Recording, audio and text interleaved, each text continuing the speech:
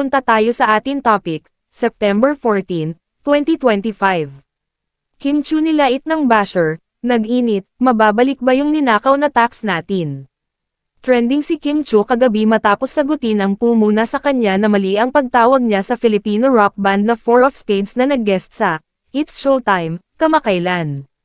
Ikinalat ng ex-account user na si Sarcastic Reason ang spill ni Kim na, "Congratulations Ivy of Spades," na kagabi lang din nabasa ni Kim kaya sinagot niya ito kaagad.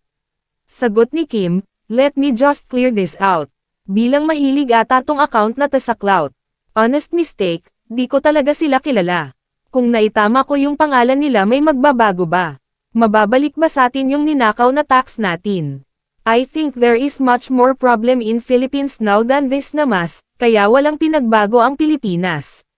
Sana, mas piliin na lang natin magtulungan para sa ikauunlad ng lahat. Mas kailangan ng bansa natin ang boses mo doon sa tunay na laban, sa tunay na problema, sa tunay na kalaban. Pare-pareho tayong lumaban sa buhay ng patas.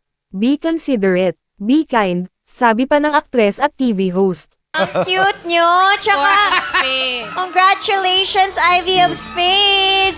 Ang cute nyo, tsaka congratulations Ivy of Spades!